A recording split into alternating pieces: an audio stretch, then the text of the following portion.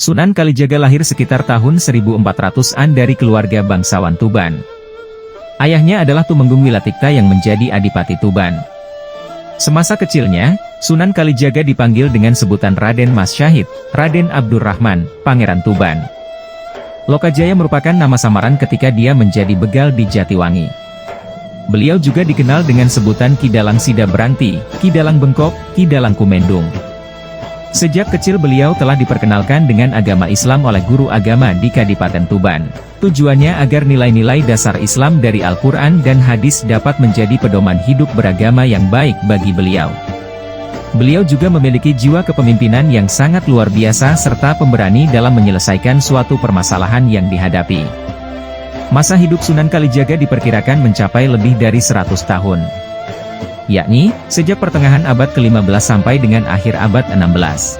Dengan demikian, Sunan Kalijaga mengalami masa akhir kekuasaan Majapahit sekitar 1478, Kesultanan Demak pada tahun 1546 Masehi, Kesultanan Cirebon dan Banten, bahkan juga Kerajaan Pajang yang lahir pada 1546 Masehi, serta awal kehadiran Kerajaan Mataram di bawah pimpinan Panembahan Senopati. Sunan Kalijaga ikut pula merancang pembangunan Masjid Agung Cirebon dan Masjid Agung Demak. Tiang Tatal yang merupakan salah satu dari tiang utama masjid adalah kreasi Sunan Kalijaga. Sunan Kalijaga wafat sekitar tahun 1580 Masehi pada usia 131 tahun. Beliau dimakamkan di Desa Kadilangu Kota Demak. Area makam Sunan Kalijaga berjarak sekitar 3 km dari Masjid Agung Demak. Seperti makam Wali Songo umumnya, makam Sunan Kalijaga berada di dalam bangunan tungku berdinding tembok dengan hiasan dinding terbuat dari kayu berukir. Sunan Kalijaga adalah seorang sufi yang mendalami ilmu tasawuf dan mempraktikkan thorikoh Naksabandiyah.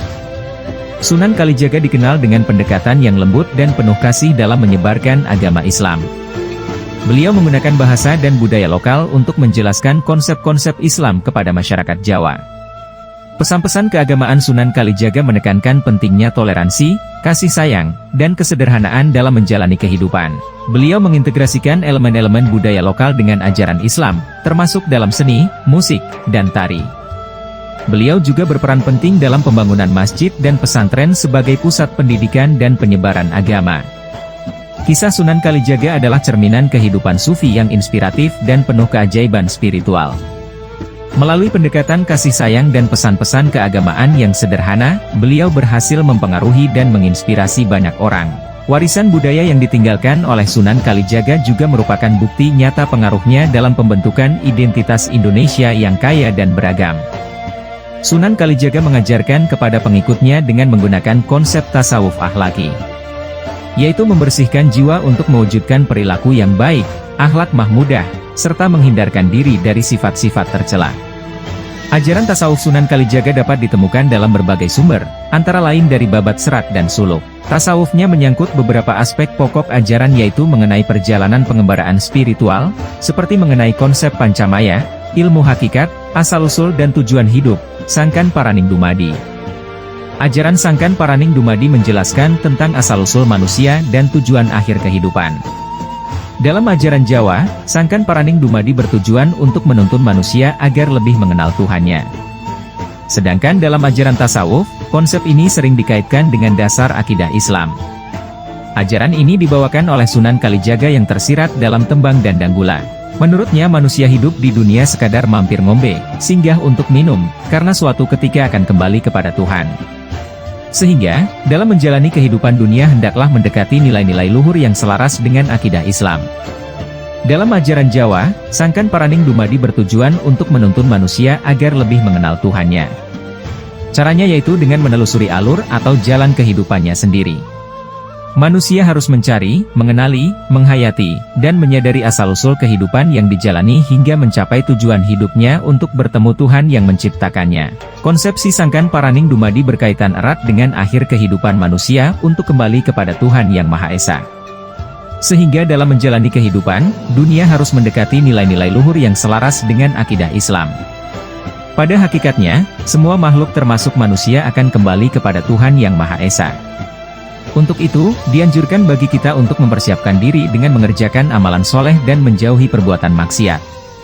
Sangkan Paraning Dumadi dapat mengajarkan manusia tentang asal-usul dan tempat kembalinya. Sehingga, manusia bisa bali mulah marang mula-mulane atau kembali ke tempat asalnya dalam keadaan selamat, lancar, dan husnul khotimah. Sangkan Paraning Dumadi menjelaskan bahwa semuanya berasal dari Adi Kodrati yaitu Tuhan. Hal ini dapat dianalogikan dengan tradisi masyarakat Indonesia pada akhir Ramadan yang melakukan mudik atau pulang kampung. Hal itu dilakukan karena di kampung halaman mereka memiliki sanak saudara dan orang tua yang ingin dikunjungi. Pemudik bersilaturahim kepada yang masih hidup, dan berziarah kepada yang telah meninggal dunia. Pulang kampung menjadi aktivitas setiap tahun, sebuah ilustrasi yang pada akhirnya kita akan pulang ke asal kita, yaitu Tuhan Sang Maha Pencipta. Dalam pemahaman tasawuf Jawa, Sangkan Paran Dumadi terkait dengan 3 hal, yakni asal alam semesta, tujuan manusia, dan penciptaan manusia. Ketiganya tergambar pada serat Kawedar karangan Sunan Kalijaga, meski tidak secara eksplisit dan tidak terlalu banyak tujuan hidup itu dijelaskan. Suluk Kawedar Sunan Kalijaga. Bait 11 Suluk Kawedar berisi ajaran kepada manusia untuk memahami diri dan tujuan hidupnya. Kekuatan harta daya yang dimiliki manusia mendorong tepo seliro, toleransi. Manusia yang tahu tujuan perjalanan hidupnya akan dilindungi Tuhan seperti halnya rumah yang berpagar besi. Manusia terdiri dari aspek jasmani dan rohani. Tubuh yang meninggal akan hancur. Adapun jiwa akan kembali kepada Sang Pencipta. Agar dapat kembali kepada Tuhan sebagaimana fitrahnya, manusia harus mengendalikan nafsu dengan menempa diri seperti berpuasa. Lelaku ini dijalankan untuk menempa ruhani, agar nafsu badani tidak dominan.